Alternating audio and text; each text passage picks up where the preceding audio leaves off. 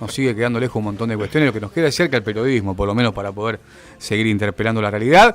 Estamos hasta las 12 del mediodía en Del Plata, en Bichos de Radio. Bueno, estamos con Carlos Delfrade, diputado provincial, compañero trabajador de prensa, porque eso uno sigue siendo, ¿no? Por más que no esté permanentemente. Y llevando la coherencia de un lugar a otro, esa coherencia, ¿no? Y esa ética que falta transversalmente en este país. Carlito, ¿cómo te va? Buen día, bienvenido. Muy bien, un gustazo. La verdad que es una aventura conseguir un bar en el centro de la ciudad de Rosario. Antes formaba parte del paisaje geográfico semanal, cuando mi papá me traía el centro de Rosario. Totalmente. La cuestión de los bares abiertos desde temprano los domingos. Mi abuelo me llevaba a comer unos saladitos con una gaseosa media mañana. Exactamente, el vermú. El vermú. Mi abuelo tomaba otra cosita. De los domingos. Pero yo tomaba una gaseosa, ¿no? Pero bueno, digo, se convirtió en algo como que ha pasado también al ostracismo. Sí. Es bravo ver incluso el paisaje de la peatonal ahora es bravo. Es bravo, triste. Es triste eso. Sí, por eso digo que es bravo. Porque totalmente. Sí. Bueno, Carlos, bienvenido. Gracias por estar. Por favor. Me cuesta siempre por ahí, en esta incomodidad, un domingo a la mañana que es radial, pero de invitar a un tipo que descansa en algún momento en la vida. ¿Vos? Es una cuestión personal que tengo porque, a sabiendo del compromiso que uno ha asumido cuando deja por ahí este laburo de hormiga que hacemos a nivel medios y profesión, y el laburo parlamentario que también, para alguien que camina tanto como vos, ¿no? Un trotamundos, el descanso también es fundamental. Sí, lo que pasa es que a veces tampoco podés, porque como le pasa, me parece a mí, a la gran mayoría de laburantes, tenés distintas preocupaciones que arrastrás durante el día y después te cuesta mucho conciliar el sueño. Estaba viendo que de la cuestión de la pandemia para acá, uno de los hechos que más ha marcado la cuestión de la salud mental es la imposibilidad de rápidamente entrar en sueño para descansar. Exactamente. Así que me parece que eso también forma parte de las preocupaciones de las grandes mayorías. Distintos niveles de preocupaciones, pero todo tiene que ver con esa idea de ver cómo diablos hacemos, no solamente para interpelar la realidad, que es lo que vos decís permanentemente, sino transformarla. Transformarla.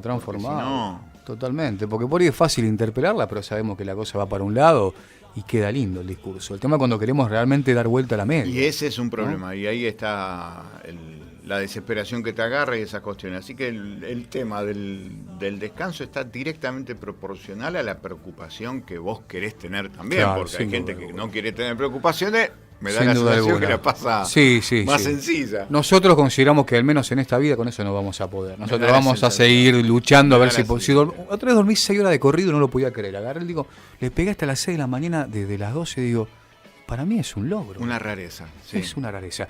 Carlos, ¿cómo viene ese debate en la Cámara? Lo hablábamos muy brevemente fuera de micrófono, sobre temáticas que hacen, digamos, una cotidianeidad sumamente transformada, lamentablemente extremadamente lúgubre, que tiene que ver con la violencia letal, con esta cuestión que vemos atravesar a los barrios, pero que vemos que por ahí no, bueno, lo escuchábamos a Alaña recién, que si no preguntaba por ahí Cisela, ¿no? Esto de si estaban, la preparación, ¿no? La formación de los policías, y esto de siempre del delito, ¿viste? De cercanía, al urbano, el estereotipado, digamos. Si no avanza el debate para el blanqueo de capitales, el flujo de dinero mal habido, la cuestión portuaria, lo hablábamos en el comienzo con Agustín, con los compañeros. Aparece un barco que zarpó de Timbúes en Australia con 50 kilos de cocaína, muerto. Que en realidad eran 200. Eran 200, claro, siempre quedan en el tintero. Y eso no se profundiza en el debate mediático. Y es la problemática que hace la realidad. Y que si no transformamos si no empezamos a buscar a los de cuello blanco, esto lo más, ¿no? Sí, lo del cuello blanco es fundamental porque como estamos en el capitalismo, desde hace 60 años los negocios que nos embroman la vida son las arterias que alimentan el corazón del capitalismo. Totalmente. El petróleo, las armas, esto lo subrayo y después vamos a ver. Absolutamente. Las armas en segundo lugar, tercer lugar los medicamentos, cuarto el narcotráfico y quinto la trata de personas, de hace 60 años son lo que hoy mueve el 40% del sistema financiero internacional. Claro. Entonces es un negocio. Lo que te marca que avanzar contra eso generas un descalabro. Claro, ¿no? Y cortar entonces esos negocios ilegales es cortar el circuito de dinero. Como todo negocio, absolutamente. Eso está claro. Ahora, en lo inmediato, a mí me parece que hay dos cuestiones básicas.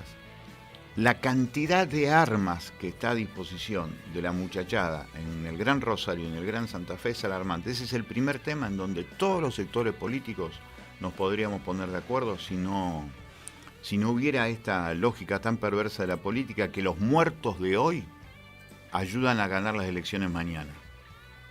Tal desde cual. La oposición. Ese discurso siempre, ¿no? De vamos a avanzar contra esto. Y del otro lado, claro, están haciendo de la seguridad lo que hicieron una bandera para llegar. Totalmente. Son un fracaso y por eso nosotros ahora vamos a ganar para hacer lo mejor. Es un intercambio de posicionamientos, digamos, de poder, pero siempre con la misma lógica. Lo de las armas es vital. Es vital. Hoy para mí, el objetivo 1 es reducir las armas. Reducir las armas, reducir los homicidios.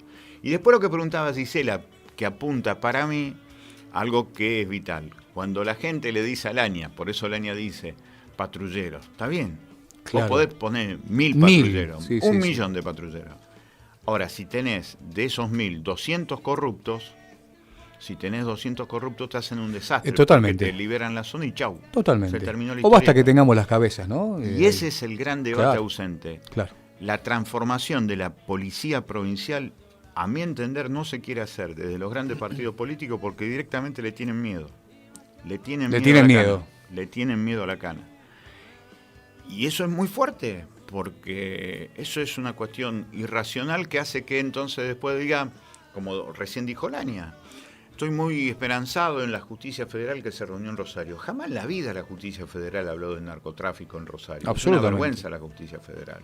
Que hayan venido los 4 tipos que hoy están en la Corte Suprema a decir, hacemos algo por la justicia federal en Rosario, y después se sacan una foto con los candidatos. Sí, lo marcaste vos, fue una reunión de Juntos por el Cambio, sí, ¿no? Escuchar a Lozada también, ¿no? De un lado, impunidad para hablar, pero ¿no? por eso digo, para mí el gran debate, y nosotros lo venimos diciendo en la legislatura, es transformemos la policía, saquemos los corruptos, algo pero muy simple estoy diciendo, Ale, sacar las armas de circulación, tratar de hacerlo. Y en segundo lugar, sacar a los corruptos. Porque si vos tenés un tipo que en realidad está en el patrullero para cobrarle, no solamente al que vende drogas, sino para liberar la zona, para lo que suceda en ese momento de zona liberada, sonaste. No se quiere hacer, entonces siempre 1000 gendarmes. Claro, 300... siempre las soluciones y plagando más de problemas, digamos, ¿no? Porque además lo que te hacen es que te cobran una tasa mayor de peaje para liberar la zona, que es lo que está pasando en los barrios hoy. El tipo que además está ahora a cargo de lo que se llama el Comando Unificado de Fuerzas Federales en siempre un nombre de Santa Fe. Sí. Ese tipo, Castillo, está en una causa vinculada con el juez, uno de los jueces más corruptos de la Argentina, que es el juez Reynoso, que habilitaba desde Salta la habilitación de la cocaína para determinados grupos. Entonces, ¿cómo pasaba con la División de Judiciales de la Policía de Santa Fe? Laburaban para Alvarado y lo ensuciaban aún más a los monos. A los monos, claro, sin duda. El tipo ese, Reynoso, trabajaba así. Con el socio, ¿quién era? El muchacho este que está ahora como jefe del Comando Unificado de las Fuerzas Federales de Santa Fe. Es increíble. No, es una cosa loca. Es indigerible, no increíble. Pregúntaselo. Es indigerible. Y bueno, vos marcás, y coincido plenamente en esto de la policía, del temor que existe para una institución que puede y que de hecho cobra vida propia. Y también, la policía digamos, maneja la seguridad en la provincia. Y la caja de la policía. Las cajas van Te pregunto porque, lugares. charlaba con Gabriel Ganón en la semana, ¿no? Y me decía, bueno, no sé por qué no se investigó a Amas y Corbellini, que fueron lo que por ahí apuntó Peiti, porque detrás, digamos, aparece la figura de Maximiliano Puyaro. Sí, sí. Y cuando hay que investigar a ciertos cabecillas de las instituciones policiales, inexorablemente va a tocar, digamos, ¿no? Quién es el patrocinio político. Totalmente. Eso el otro día se lo dije incluso a gente de la legislatura vinculada a Puyaro por la cuestión de Corbellini, porque yo vi la segunda declaración de Peiti, no tiene desperdicio. No tiene desperdicio, claro. La segunda, la que hace en sede judicial en septiembre del año pasado. Son 2 horas 12, no tiene desperdicio. En el minuto 12 habla, y con claridad, de que él le da $200.000 a Traferri. Traferri no se lo pide, se lo da él, esto es lo que deja aclarado Peiti. Ajá. Pero apunta además algo muy fuerte. Él dice: todo lo mío se cae cuando Perotti, escuchá, cuando Perotti arregla con los casinos. Eso es una declaración de Peiti en sede judicial. Ninguno. Que en cualquier país, digamos, medianamente democrático y ético, generaría un despilfarro por todos lados, ¿no? Pero suponete, aunque sea página 14 del Claro, diario, claro. el principal zar del negocio ilegal No ha apareció en ningún señalado al lado. gobernador de la provincia. No a un pelafustán, Claro. al gobernador de la provincia. No apareció en ningún lado. Lo que dice de Corbellini no tiene desperdicio, porque Peiti dice en un momento determinado, el que no tenía ningún tipo de reparo, el que era un desaforado por la plata, es Corbellini. Lo Mirá dice vos, así. mirá vos. Y entonces yo le dije esto a un diputado cercano a Puyaro. Le digo, mirá que Corbellini está marcado como Peiti, como el más desaforado, el más desesperado por la plata. Y era el hombre fuerte del ministerio de Puyaro. Entonces ahí cobra mucha vigencia lo que dijo un tipo al que desprestigiaron de entrada después de haber denunciado el círculo rojo de la política en Santa Fe, que es Saín. Tal cual. Cuando Saín va a declarar en la causa Alvarado, que yo estuve ahí, lo escuché entero, cuando él decía que había un acuerdo entre Puyaro y Traferri. Cuando dice eso y yo lo escribo, me dicen de todo, cómo voy a sembrar dudas y claro, demás. claro. Bueno, es lo que dijo Saín. Y lo dice sobre una interpretación, a mi entender, política de lo que pasó en el Senado. Traferri tiene los fueros porque el Senado mayoritariamente vota por la continuidad de los fueros, exacto, entre ellos los senadores radicales. No está diciendo un invento claro, para dañar o perjudicar. Pero más allá de eso, vamos a suponer que lo de Saín es todo despreciable de acuerdo a esta lectura. Lo de Corbellini, que dice Peiti, necesariamente tiene que venir, o por lo menos alguien tiene que hacer una investigación sobre todo lo que hizo Corbellini, como totalmente, mínimo, como totalmente. mínimo. Y entonces me parece que ese es un pedazo grande de la historia muy funesta, la que va... Lo transversal también, ¿no? Digamos, porque mancha a todo el mundo, entonces ahí el pacto de silencio es fundamental. Yo lo que siempre hablo ahí, Ale, es del PUS, Partido claro, Único Santafesino, claro, nichos corruptos de la política conservadora, y hasta totalmente, que no cambiemos eso, va a ser por eso muy difícil. Hay que construir algo distinto, para mí, uh-huh, por afuera de los grandes partidos, por afuera de los grandes partidos, por afuera de los grandes partidos. Claro. Con gente sí, que venga de los grandes partidos y que no tenga nada que ver con sí, esto. Pero que el estandarte sea la dignidad y la ética, ¿no? Totalmente. Que no hay, ¿no? Y la transformación. Y querer transformar en serio. Y esto, no la gerencia, porque la gerencia es porque vos tenés un patrón. Totalmente. Si sos gerente, laburás para un patrón. Absolutamente, Agus. Carlos, bueno, hemos visto por las redes sociales también de que has sido como una suerte de cronista de lo que es el caso Alvarado, porque ha estado, hemos leído un par de cosas. Quería ver tu lectura con respecto a esto, ¿no? Porque nosotros hemos hablado bastante sobre, y hemos visto varias noticias sobre los monos y otras causas. ¿Cómo ves todo esto, no? Porque, bueno, mucho a veces en los medios se ven esta imagen de cara cortada, este personaje, bueno, que ahora está todo señalado con Alvaro, pero detrás hay personas, ¿no? Quería comentarte qué ves con esto, ¿no? De gente joven que se encuentra con estas bandas, que por ahí ve más dinero de lo que podría haber en un trabajo, porque la realidad es que el Gran Rosario está muy complicado y lo vemos de esa forma. Creo que nos explique un poco eso, más que nada el costado social del caso, de este caso criminal, ¿no? Delictivo. Sí, a mí lo que más me impacta es eso, porque la cantidad de homicidios está directamente vinculada a la edad de la gente que mata o es muerta o es asesinada. Y la mayoría son chicas y chicos menores de 30 años. Esto es una pauta de los últimos 60 años de historia política argentina. Yo siempre marco eso.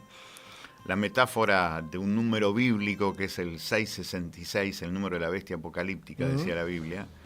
Y yo siempre digo, 6 de cada 10 de nuestros desaparecidos tenían menos de 30 años. 6 de cada 10 detenidos en las principales cárceles de las 3 principales provincias argentinas, Buenos Aires, Córdoba y Santa Fe, tienen menos de 30 años, segundo número 6. Y 6 de cada 10 homicidios que se cometen en las 5 principales provincias argentinas, Buenos Aires, Córdoba, Santa Fe, Tucumán y Mendoza, tienen menos de 30 años. 3 número 6 desde hace 60 años. Siempre el núcleo etario más castigado por desaparecidos, por desocupados, por convertidos en delincuentes, por gente que es asesinada, son chicas y chicos menores de 30 años. Eso es una pauta del sistema capitalista en los últimos 60 años en la Argentina. Eso es impactante, esa matriz. Lo que vos ves detrás de estas bandas es la utilización de esa mano de obra desesperada de chicas y chicos a los que efectivamente hoy emplean y dentro de 2 meses los matan. Y el que los mata puede ser otro de joven, forma también. cambiante, o otro pibe, o la fuerza policial que primero le liberó la zona para vender lo que sea. Porque ahí está el drama que antes hablábamos. Es más fácil encontrar un arma hoy en cualquier barrio del Gran Rosario que un trabajo estable y en blanco. Y me parece que ese es el drama. Lo vimos en Los Monos, lo vimos en Alvarado. El chico que le cuida los caballos a Alvarado, Almada, que es el que está, al que le pidieron incluso cadena perpetua por participar en la desaparición de Maldonado, que es el empresario que es el prestamista, pero que también vendía armas, porque ahí se ven imágenes vendiendo armas de este tipo. Es un muchacho cuando terminó la primaria. Entonces, yo siempre digo cuando hacen todos los informes, decime el grado de educación y el grado de ocupación que tenía, porque incide mucho eso. El censo del 2010 a mí me impactó mucho porque fue uno de los datos más relevantes, pero menos discutidos.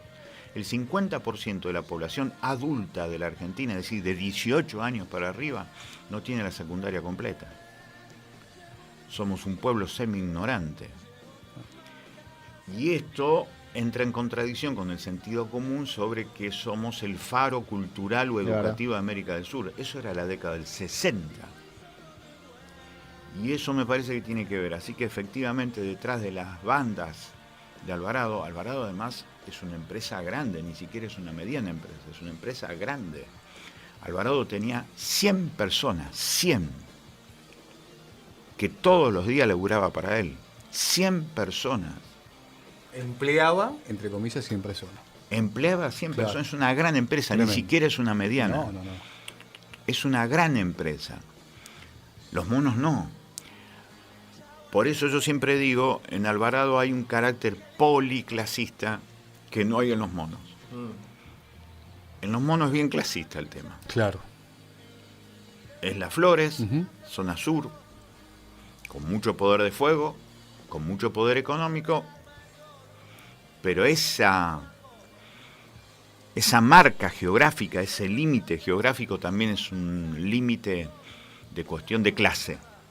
En Alvarado hay otra cosa, porque hay otras relaciones políticas, las relaciones políticas están expresadas en las audiencias de una manera totalmente elocuente. La relación con la vicegobernadora de la provincia de Santa Fe es elocuente, es la segunda persona más nombrada en las audiencias del caso Alvarado, es increíble. Entonces vos ves en Alvarado que hay otra cuestión, por eso el tipo se desarrolló más.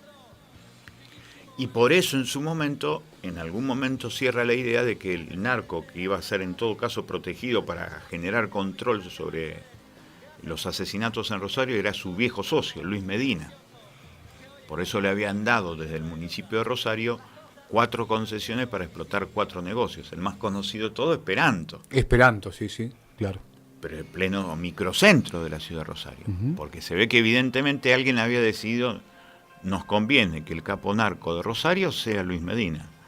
Cuando Luis Medina y Alvarado se pelean definitivamente en el 2012 y termina eso con el asesinato de Luis Medina un año después, el que toma todo eso es Alvarado, pero con un desarrollo diferente al de Luis Medina. Medina era algo así como el narco blanco, por decirlo de alguna forma. Claro.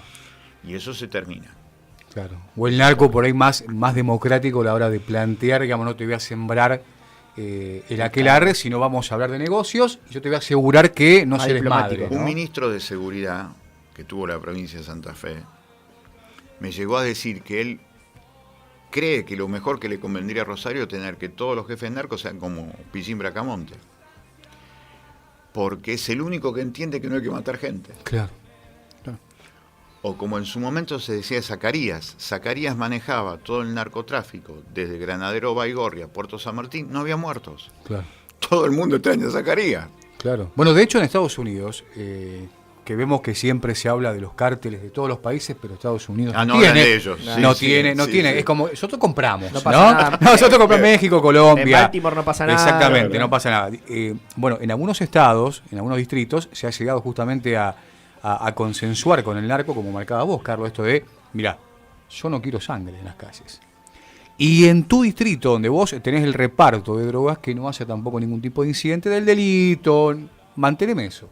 Porque a sabienda, y todos sabemos que es imposible la batalla contra el narcotráfico. Sí, porque es un negocio del capitalismo. Únicamente si vos combatís el capitalismo. Un cambio de sistema, claro, ¿no? Claro. Que es lo que yo siempre digo. El combate al narcotráfico, si hablamos de verdad, claro, es combate contra el sistema que lo alimenta. Es como dijo Ángel Capa, pensar en otro fútbol dentro de un sistema capitalista, no. Ahora, si tenemos un sistema socialista, a lo mejor podemos pensar en otro fútbol. Totalmente. Es que es por ahí, ¿no? Para mí es así. Es un gran discurso de campaña, de manera constante, ¿no? Claro, porque además se repiten las ideas. Claro, Esto terrible. De volver a pensar la desfederalización del delito, de darle más cajas negras a la ya policía corrupta que tenemos. Además hay que ver las estadísticas, tanto de la provincia de Buenos Aires, de la provincia de Córdoba, de la provincia de Salta, la provincia de Jujuy, donde está Entre Ríos, donde está desfederalizado todo esto, te encontrás con que hay más narcotráfico, más violencia. Claro. Entonces claramente no funciona. No funciona. Pero forma parte del repertorio de lo que generalmente se repite en los últimos 20 años y que sirve para zafar y claro, un repertorio que proviene desde la verba política, pero que tiene un anclaje impresionante en los medios dominantes, que bueno, son los formadores de la opinión pública, en definitiva, sin nunca ir sobre algo que es elocuente.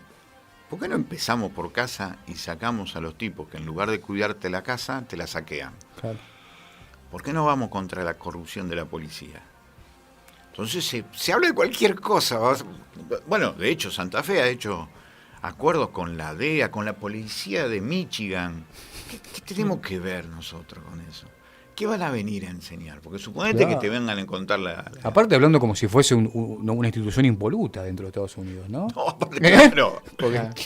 Pero aparte cada 2 semanas tenemos la noticia de que con esto de que en Estados Unidos te puede comprar 65 armas, tener un desastre de una masacre de pibes y de pibas. Tremendo. Que mató a no sé cuántos chicos en la escuela, así, de 18 años. Tremendo. ¿Qué modelo es? ¿De qué? Claro. ¿De qué? Pero bueno, eso es lo que se repite. Por eso digo, nosotros tenemos, por supuesto, un punto de vista ideológico. Yo estoy convencido que cada vez que se metió Estados Unidos en América Latina con la excusa del combate al narcotráfico, fue para exacerbarlo. Generó más desastre. Claro. Totalmente. México, Colombia, Brasil. Ha hecho desastre Estados Unidos ahí, lo peor que nos puede pasar. Pero suponete, ese es un discurso de un zurdo. Claro. Bueno, listo. Me callo en eso. Viene a decir que te desacreditan de esa manera. Exactamente. Ya está, listo, fuera del debate. No te escuchamos más del frade, cansás, claro, siempre lo mismo. Listo, sí. Bueno, vamos a lo concreto. ¿Cómo es lo concreto? ¿Querés patrullero? Sí. Bueno, ¿quién va a manejar el patrullero? Claro. Bien concreto. Claro. ¿Quién maneja el patrullero? Porque si juega para el lado de la gente, 10 puntos. Ahora, si el tipo, diciendo que maneja para el lado de la gente, está simplemente para liberar la zona, te hace un desastre. Una hora ese tipo te puede dejar 2 muertos por semana. Y si vos no vas a la causa material de los asesinatos que son las armas, chau, van a seguir matando gente. Bien concreto. Armas y corrupción policial. Armas y corrupción policial. No me digas que soy zurdo. Claro, te estoy diciendo algo bien concreto. La policía denuncia que se extravía 1 o 2 armas por día. No se investiga. Ese policía sigue en funciones, ¿no? Mira lo que pasó en balística. Claro, tremendo. O sea, más explícito que eso es increíble, digamos, ¿no? Y ya lo venían diciendo. Había un funcionario en la provincia que venía diciendo, no hay control sobre las armas, no hay control. El tipo se fue, se cansó, se pudrió, no le dio en bolilla. Y se fue. Y el único tipo que intentó hacer algo fue Saín, ¿no? No, Saín sí, claro, lo intentó. Con sus contradicciones, con sus cuestiones personales, digo, pero fíjate que el único que inmediatamente vino a patear el avispero... Fue perseguido por lo que dijo políticamente, por propios y extraños. Por propios y extraños, exactamente. ¿Por qué? Porque atentó contra lo que él llamaba Círculo Rojo y para mí es el PUS, el Partido Único Santafesino. Sin duda. Agus, una más y después quiero preguntarle a Carlos, aprovechándolo y obviamente haciendo abuso del tiempo. No, dale. El tema de cómo conformar ese espacio, ¿no? Que cuesta tanto, digamos, ¿no? Porque se ha intentado y no se ha podido. Lo que pasa pero es déjalo para la próxima. Dale. Avanza Agus con eso. Sí, Carlos, también he visto que en los últimos días han hecho actividades con respecto en San Lorenzo sobre la contaminación de alguna de Duperial, de la ex Duperial. Exactamente. ¿Cómo ves eso en estas multinacionales que tenemos en la región? Intentar de controlarlas, ¿no? Con estas medidas que se llevan adelante, y qué rol ves que cumple la justicia con esto, ¿no? Que se activa, si no. En la justicia da la sensación que tenemos 4 fiscales con suerte que van al frente. Matías Edri y Chapapietra también tomaron la causa de Petroquímica Capitán Bermúdez, la ex Electroclor. Antes de que vos nacieras, allá por 1987, hubo un único informe de lo que se había conformado. Mirá qué piola, ¿eh? Cuánto que hemos perdido de ese retorno a la democracia, porque había cosas tan lindas, tan buenas.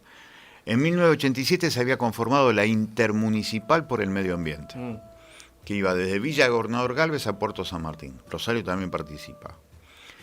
Ahí hace un informe un ingeniero, el ingeniero Roque Macharelli, que después trabajó muchos años en Capitán Bermúdez y demás. Firma ese informe. Ese informe daba registro de que todas las empresas radicadas desde Villa Gobernador Galvez a Puerto San Martín, entre ellas Electroclor, entre ellas Duperial, tiraba basura contaminante al río Paraná. Como se hizo ese informe, la disolvieron. Pero ya desde 1987. Hay una conciencia con respecto. Hay una conciencia de eso. Entonces ahora todos salen, especialmente las grandes empresas, con la responsabilidad social empresarial, con esta cuestión de la inversión en verde, de la producción en verde. Nadie lo controla porque incluso en San Lorenzo los cromotógrafos, que son los que miden la contaminación del aire, son comprados y pagados y monitoreados por la propia Duperial, esta Nurión, que ahora se llama Nurión. La bandera de la Barricol, ¿no? Que son las mismas encargados de controlar el tema de los glaciares, digamos, ver el impacto. Es como dicen las propias aceiteras, yo te doy la declaración jurada de lo que yo exporto y listo. Vos le ponés el sellito. Nada más. Acá igual, yo hago control ambiental de la polución que yo hago. Tal cual. Entonces lo que estamos viendo es que ese control, por ejemplo, el control del río lo debería hacer un organismo de control nacional. El Ministerio de Ambiente a nivel nacional tiene un presupuesto de 13 centavos cada 100 pesos. 13 centavos cada 100 pesos. No puede controlar a nadie. El presupuesto de Ambiente y Cambio Climático de la provincia de Santa Fe, que así se llama el ministerio, son 12 centavos cada 100 pesos. Nada. Entonces, está hecho más para la tribuna que para generar algún tipo de control. Pasa lo mismo que con las exportaciones y con las importaciones. Por eso es tan importante, por lo menos, que cuando se van a hacer los análisis a las universidades jueguen bien en ese sentido. En ese rol público que tienen. Claro, ¿no? Por lo menos, eso es lo que debería profundizar. Para proyectar la política que vas a tener a nivel Estado, repasar un poquito el presupuesto y te vas a dar cuenta de dónde va, ¿no? No hay mucha ciencia. ¿No? No, porque la estatura del número del presupuesto para mí define la verdadera estatura que la política le da a los temas. Si vos tenés que las carteras sociales, Ministerio de Trabajo, Desarrollo Social, Secretaría de Deporte, Ministerio de Género, sumados entre todos, no llegan al 4% del presupuesto provincial. Sí, disparate. No se puede hablar en serio del combate al narcotráfico. No, sin duda. Porque no hay inversión social para que los pibes se agarren de otra cosa que no sea armas y drogas. Totalmente. Pero bueno, el discurso, fíjate cómo se sigue imponiendo de que vivimos en un país donde un salario no te permite vivir con dignidad, pero sí supuestamente un plan social te permite hacerlo, ¿no? Y generar el descalabro que habla la derecha, la extrema derecha. Pero bueno, acá también me parece que esta cuestión que venimos discutiendo tiene que ver con lo transversal, ¿no? Porque claramente, al menos en esta provincia, vemos que hay un pacto de silencio muy, pero muy importante. Contra eso, Carlos, vos marcabas algo que una transformación o una organización, ¿no? de distintos, ¿no? Partidos o construcciones políticas, organizaciones sociales, por fuera de los grandes partidos. Es muy difícil, ¿no? Sí, claro que es muy difícil. Vos estabas también, digamos, tratando de acercar parte y siempre por ahí cuando hay que marcar 1 o 2, 3 puntos importantes que tienen que ser los jinetes, ¿no?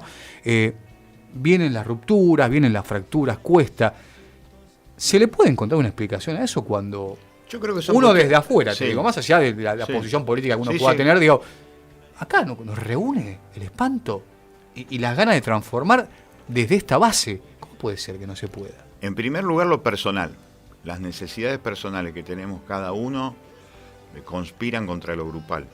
Claro, sin duda. Por más que haya una conciencia grupal. Sí, sí, se entiende. Una conciencia de la necesidad de una política valiente, aunque sea valiente. Valiente.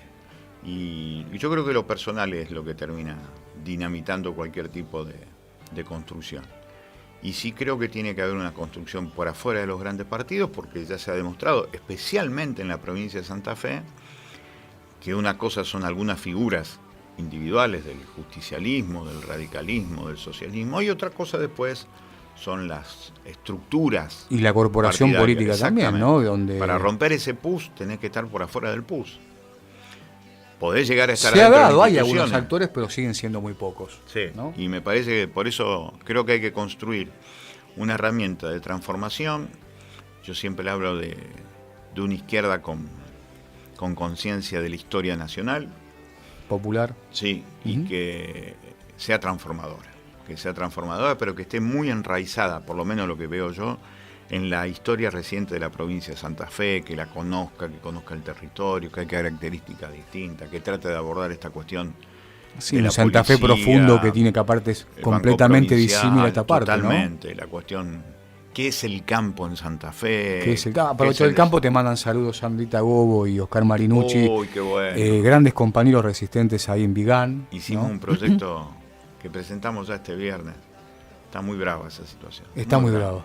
Porque ahí también sabe lo que hay, Ale, detrás de todo, porque habrá que investigar a la fundación esta Honorio Vigán. Sí. Sí. Si no es un lugar ideal para lavar dinero. Porque por lo que... Por cómo se ha dado, y por claro. cómo se marcan, ¿para qué quieren ellos los campos? Claro. Si son abogados de Buenos Aires. Tal cual, tal cual.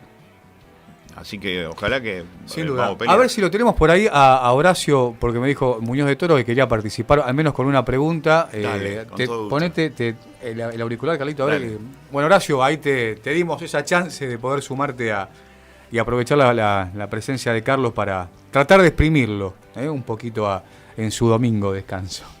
Realmente me llena de orgullo, lo aprecio y lo respeto mucho a Carlos. Trato en lo posible de tenerlo informado sobre los movimientos y las cosas que estamos también en la resistencia, en búsqueda de ese término que tenés siempre en la punta de la lengua, la noble igualdad.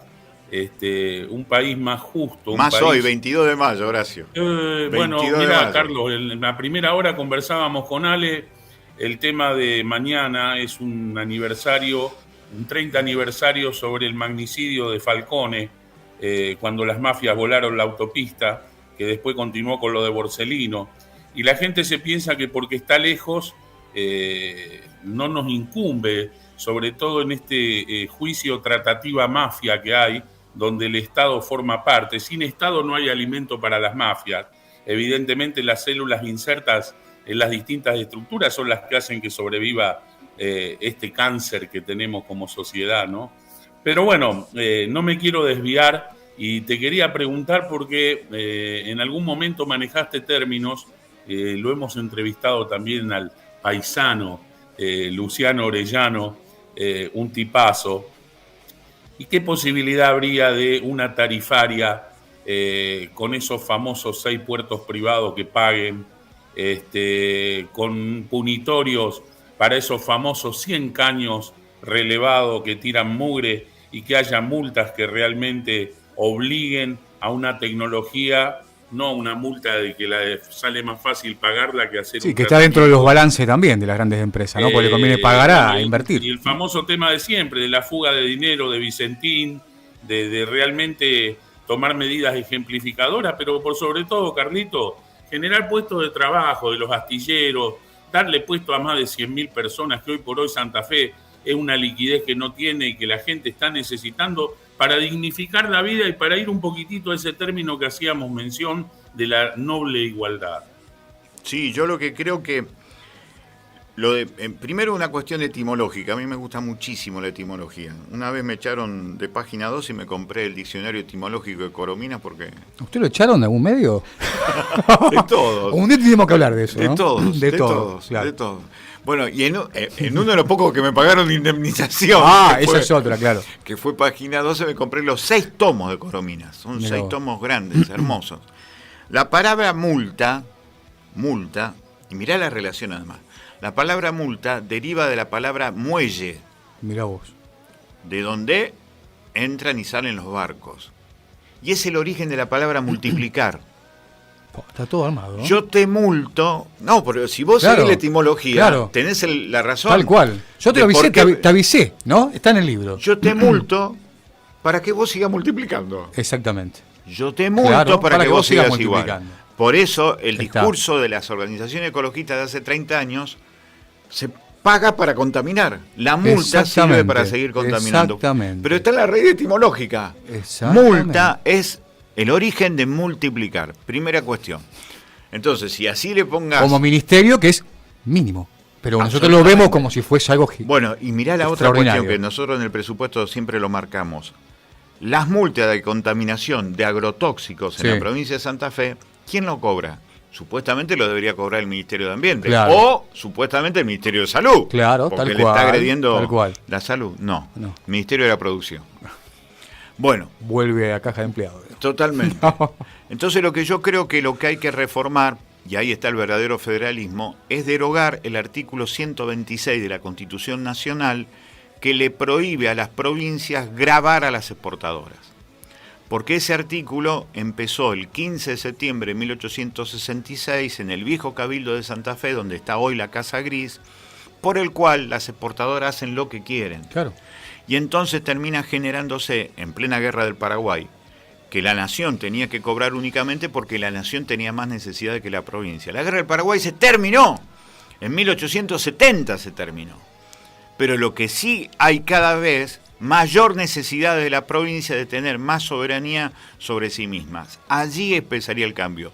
Y ni siquiera habría posibilidad, o por lo menos no habría necesidad de cobrar multas, sino de cobrar simplemente ingresos brutos, como cualquier empresa comercial, un kiosquito de acá a la esquina. Si pagarían ingresos brutos, nosotros tendríamos, para esas hay que vos estás nombrando, por lo menos 40.000 millones de pesos más que hoy podrías destinar a lo que yo creo que hay que hacer, que es triplicar trabajo, educación, cultura, alegría y deporte en los barrios, por lo menos, eso es lo que creo. Y de paso no contaminarían, porque ya tendrían que destinar eso en una cuestión de ingresos brutos. Y después vos lo que tenés que hacer es que el Ministerio de Ambiente realmente sea Ministerio de Ambiente y que haga las cosas que tiene que hacer. Un gran problema para los aportantes de la campaña política, si tienen que avanzar. Claro. Pero además hablan de costos para la campaña del 2023. Es increíble. A mí, gente buena que se acerca con ganas de con hablar buenas y demás, intenciones. y te dice, Carlito, hay que juntar 300 millones de pesos para la campaña. Y digo, bueno, juntala. Hacemos una rifa. Claro, vendemos pastelitos. Hacemos pastelitos, claro, salimos con pastafrola a los parques, no sé cómo juntarla. Metiste el dedo en la otra llaga con lo que mencionaste. En el año 2014 ya el CONICET y la Universidad de La Plata hablaban de un Paraná con un 80% del lecho contaminado, no solo de glifosato, sino también de pesticidas. Un pasaporte al cáncer. Totalmente. Que cada vez se está nutriendo más a los hospitales y a otra de las grandes mafias que vos mencionás siempre, que es la mafia de la farmacología, ¿no? Sí. Que no se queda atrás. No sé si no está antes que la venta de armas en el tema de la recaudación. En la recaudación, de acuerdo a los organismos internacionales, no, porque ¿sabes lo que pasa además? Que como mayoritariamente el negocio farmacológico está privatizado, grandes empresas multinacionales pierden con la inversión que hacen los estados en las armas, porque en realidad el negocio de las armas la alimentan fundamentalmente los principales estados. El principal estado que invierte en armas es Estados Unidos, el segundo es Alemania, el tercero es Rusia, después Francia. Entonces por eso el volumen de dinero de las armas siempre está en segundo lugar. Primero el petróleo, segundo las armas, tercero los medicamentos. Pero efectivamente está ahí nomás. El narcotráfico está por detrás de los medicamentos. Sí. Carlos, el 25 de mayo, ¿festejo o anhelo? Las dos cosas. Las dos cosas. Hay que celebrar el sueño colectivo. Anhelo, ¿no? Sí, claro. A veces nos preguntamos en el programa si fuimos independientes alguna vez. No, no, la respuesta es no. No, claramente. En definitiva, funcionamos como virreinato y se sigue respondiendo a las corporaciones a través de los de la producción, a través de la sangre, del sudor, del sufrimiento de tanta gente, cuando tenemos un país que podría alimentar a 400 millones de personas, ¿no? Por lo pronto yo voy a seguir con la dependencia del locro el 25 de mayo, ¿no? Entre tantas otras, bueno, por lo menos... Esa es buena. Esa es buena. Agus, ¿tenés alguna más? Así ya nos quedan 5 minutos para las 11 y lo vamos a despedir a Carlos, porque si no, si fuese por nosotros, seguiríamos charlando. Tendríamos que estar hasta que empiece a Telenoche. Pero que aparte de, claro, más que entrevistarlo a Carlos, es una necesaria catarsis que tenemos que hacer, ¿no? De este lado, porque si no lo volcamos en algún lado, es como que sentimos que muchas oportunidades la hablamos en la pared, ¿no? Es una de las pocas personas que da la cara y que está en los temas de la resistencia y es consecuente con lo que habla. Es muy difícil encontrar a alguien a quien preguntarle las cosas que le preguntamos a él, porque hoy por hoy es un bastión que creo que ojalá se multiplique en muchos de los políticos que están en deuda con la sociedad. Y que no veo que sea el caso tuyo. Te lo aclaro, no por una cuestión de franelearte, sino por una cuestión de lo que siento, ¿viste? Yo lo agradezco. Yo creo que estamos en un momento dramático. Increíblemente el gobierno de Fernández derivó en un neomenemismo que nadie votó. Hay una reactualización del pacto neocolonial en la Argentina que nadie quiso, además, cuando se lo votó. Gobierno conservador el que tenemos, ¿no? Neomenemista, para mí es absolutamente neomenemista. Muy similar. Y con la matriz de los años 90 que se ve efectivamente en la cuestión del Paraná. Y que no hemos podido desprender nunca. No, eso es, pero es muy dramático, porque hay mucha gente muy mal por eso. Por eso lo que nosotros decimos, bueno, basta, muchachos, desde el peronismo, desde el socialismo, construyamos otra cosa, pero construyámosla ya, aunque no ganemos, pero construyamos algo que quede como cauce, que se alimente. Hay que dar el primer paso, ¿no? El puntapié inicial. Agus, la última, si querés. Cambio de frente rotundo saliendo de esta catarsis. ¿Corriendo, Carlos? Sí, el otro día corrí la maratón de los 15 kilómetros de Puerto Norte. Algo para la salud espectacular. No sé si tan espectacular, pero la recuperación es compleja. Se hace lo que se puede. Pero bueno, ¿cómo anda el tema coronario? ¿Bien? ¿Chequeo, por eso digo, controlado? El año pasado 10 puntos, salió todo bien. Después vamos a ver el año que viene cuando me lo vuelva a hacer. Claro. Porque es un análisis profundo, bravo. Y sí, imaginamos. Sí. Bueno, de nuestra parte agradecerte, Carlos, la primera deferencia, la posibilidad de llegarte un domingo per la matín, ¿no? A la mañana, sin café abierto en la ciudad, algo que ha complejizado también la mañana del Frade. Es totalmente. Hacemos un llamado a la solidaridad, abran un cafetín, ¿no? Para poder pasar saca un café con leche. Claro, no hay cosa más linda. El diario en la mesa. El diario en la mesa, ¿no? Bueno, también a un gremio como el que viene uno, que prácticamente ya está contra las cuerdas, ¿no? Que es el gremio del Canicita, mi abuelo, mis viejos y bueno, la tercera generación que era la que veníamos ahí. ¿Tu abuelo y tu papá eran Canillita? Claro, tenemos el kiosco cerrado, me puse San Luis ya. Mirá. Prácticamente, bueno, mi viejo ya en otro plano desde el año pasado, no se ha podido recuperar este bicho tremendo. Y mi vieja, bueno, ha decidido también cerrarlo por una cuestión de que no era levantarse a las 5 de la mañana para no llegar a 30.000 pesos mensuales, ¿no? Un gremio castigado que ha tenido que amplificarse, digamos, en la venta de otras cuestiones para no desaparecer, esto de la globalización, de que todo está en un pequeño teléfono, y que bueno, aquellos años mozos, ¿no? de los Canicitas hoy por hoy se ven desde lejos como un triste recuerdo. Y en forma casi simultánea la realidad laboral de los trabajadores de prensa. Yo no puedo creer que chicas y chicos de 20 años, 22 años te hablen de lo mismo, Ale. Vos sos más pibe incluso. Pero con Horacio, hace 30 años atrás, cuando recién empezábamos, nos decían, ustedes tienen que pagar derecho de piso. Yo me acuerdo que era una frase que era la síntesis de la explotación. Totalmente. Ahora, que me lo diga hoy un pibe de 22 años en la Facultad de Comunicación Social, vos sabés que me impactó. Es tremendo. Porque la repetición de la frase hace la repetición de la explotación. Es una lógica que se sigue repitiendo, sin duda alguna. Increíble. Sí, sin duda alguna. Bueno, Carlos, agradecerte, viejo. Gracias. Gracias a ustedes. Un gusto, Carlos. Gracias, Ale, por permitirme Hasta la victoria siempre. Hasta la victoria siempre, así es. Y algún día ganaremos. Algún día ganaremos. Algún día ganaremos. ¿Se sabe que se va a comer al mediodía, no? No, la verdad que no. Incertidumbre también ahí. Total. Bueno, gracias, Carlito. Carlos del Frade estuvo con nosotros charlando de un montón de cosas que hacen en la realidad cotidiana y que es tan escabrosa que tenemos que debatirla, complejizarla y problematizarla como hacemos o intentamos al menos hacerlo cada domingo. Vamos a la pausa, un poquito de música, a la tanda y ya pegamos la vuelta. Dale.